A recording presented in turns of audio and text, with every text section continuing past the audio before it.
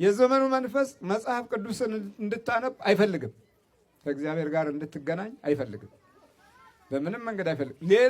ሌላው ቢቀር ቤትህ በራሱ እንኳ እንጸልየህ እንድታድር አይፈልግም። ቤትህም ይዋጋሃል።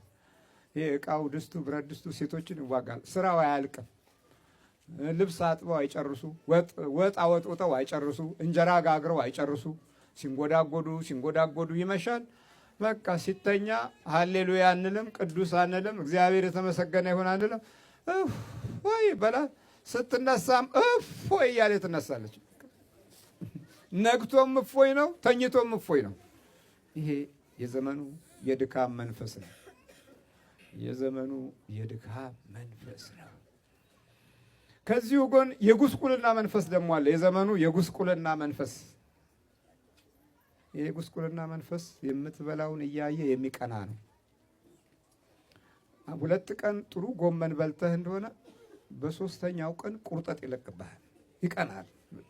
ጎመን ለምን በላ ብሎ እኮ ቆንጆ ስጋ ከበላህማ በቃ ነፍቶ ነው የሚለቅ፣ ከበሮ ያሳክልሃል። ምቀኛ ነው። ይሄ የዘመኑ መንፈስ ነው። እየሰማችሁ ነው? ሌላው በጣም አደገኛው የድሮ የክርስቲያኖች አገር የነበረች የሀገራችን ህዝቦች በጠቅላላው ማለት ነው፣ ሰይጣኑ ይቀናባቸዋል። የቀሩት እነሱ ብቻ ናቸው። ሌላው ማተቡ የለውም፣ ታሪኩ የለውም። ሌላው አህያ ክብረ በዓል የላትም። የአህያ በዓል እናድርግ፣ የአህያ ቀን፣ የድመት ቀን፣ የውሻ ቀን፣ የሰይጣን ቀን እያለ ያከብራል። ታሪክ የለውም። አያችሁ፣ የሚያከብረው ታሪክ የለውም። ሰይጣንንም ቀን አበጁለትና ሃሎዊን አሉት። ሃሎዊን ቀን አበሻው አንደኛ ነው። ቀንድ አበጅቶ ምን ብሎ እዚህ አሜሪካ ልጆቹን ቀንድ ከረቤላ አስጨብጦ ሰይጣን ቀን ያከብራል። ይሄ የዘመኑ መንፈስ ነው። ግልብጥብጥብጥ ማለት ነው። ታሪክ ሲጠፋ እኮ ነው። እነ ጴጥሮስ የነ ጳውሎስ ቀን ሲጠፋባቸው የውሻ ቀን ያከብራሉ፣ የድመት ቀን ያከብራሉ፣ የአይጥ ቀን ያከብራሉ። ደግሞ ከዚህ ቆይተው እንግዲህ የአንበጣ የምናምን ቀን ያከብራሉ። መላም አይታወቅም። የአፈር ቀን አለ፣ የውሃ ቀን አለ። የሰው ቀን ግን ላይ የለም። ወገበን ይላሉ። የቅዱሳን ቀን ያማቸዋል፣ የጻድቃን ቀን ያማቸዋል፣ አይስማማቸው። ልጆች እያሉ ለድመት የሚያወርሱ አሉ። ነጮቹ እንደዚህ ናቸው። ለውሻ የሚያወርሱ አሉ። እንዴ እኔን አያቅፉኝም፣ እኔን አይስሙኝም፣ ውሻ ይሰዋሉ እያሉ አንተን አይስሙም። አንተን አይስሙም። የሥላሴ ፍጡር ነህ፣ አንተን አይፈልጉም። የዘመኑ መንፈስ ክፉ የመሆኑ ጠባይ አንተ ላይ ሆኖ ሌላውን ማየት መቻሉ ነው። ይህንን በሁለት መንገድ እናየዋለን። በመጀመሪያ ደረጃ አንተ ላይ ያለው የአንተ ምቀኛ ነው። የማ ምቀኛ ነው? የራስ ምቀኛ ነው። በሁለተኛ ደረጃ ወደ ሌላ ሳይ ደግሞ ለሌላውም ምቀኛ ይሆናል። ሳታውቀው ነው የሚመቀኘው። ወይ ጉድ! እኔ ትላንት ስደክም ኖሬ ይሄ ሰውዬ በአቋራጭ 3-4 ጫማ አድርጓል ይላል። ትቀበሏለህ ሀሳቡን። ጫማ ነው የምታየው።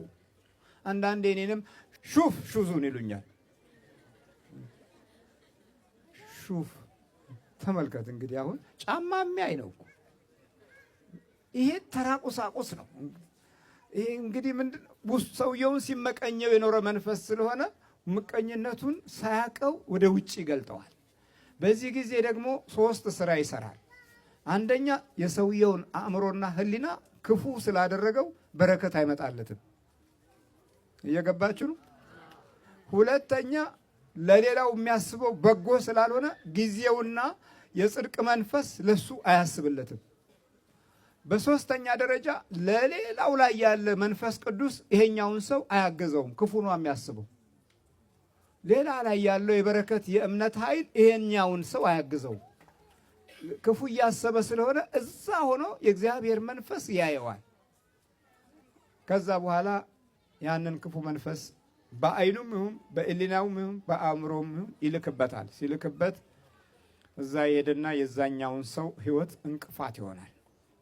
በፈቃደኝነት ሌላው ደግሞ በፈቃደኝነት ተንኮልን በፈቃደኝነት ለመትትበት ላፍዘው ላደንግዘው ብሎ ጠንቋይ ጋር መሄድ፣ አስማተኞች ጋር መሄድ፣ ገንዘብ ከፍሎ አውጥቶ ምን ብሎ አፍዝልኝ፣ እሰርልኝ፣ አደንግዝልኝ ብሎ ይልካል።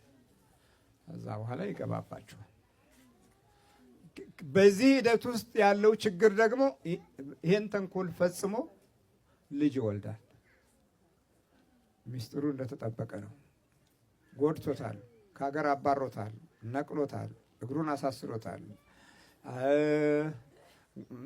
ቤተሰቡን እንዲበትን የጠብ መንፈስ ልኮበታል፣ ተጣልቷል፣ ተለያይቷል። ግን የዚህ አዝመራ ሰውየው ሕይወት ውስጥ አለ።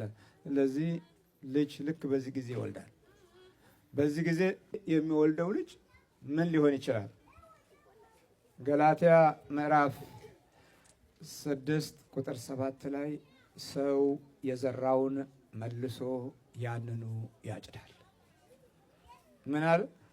ሰው የዘራውን መልሶ ያጭዳል። ልጁ ምንም የሚያውቀው ነገር የለም። ከማህፀን ጀምሮ የክፋት መንፈስ ያሳድገዋል።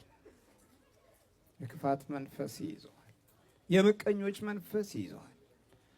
ያ የተመተተበትም ሰውዬ ላይ ተመትቶበታል፣ መተት ገብቶበታል አይደለም? እሱም ጋር የሚወለደው በክፉ ጊዜ በመተት ጊዜ ስለሆነ እዛም የሚጸነሰው የዚህኛው ክፉ መንፈስ ሰውዬ ባህሪ እና ጠባይ እዛኛውም ልጅ ጋር ሄደ። ከዚህ በኋላ አስቦ ለቤተሰቡ፣ ለእናቱ፣ ለአባቱ የሚረዳ አይደለም። እንደውም ጭራሽ የእናትና አባት ጡረተኛ ይሆናል። ጭራሽ ወልዶ አሳድጎ አስተምሮ መጦር የዘመናችን ትልቁ ክስተት ነው። እግዚአብሔር ምሕረቱን ያብዛልን።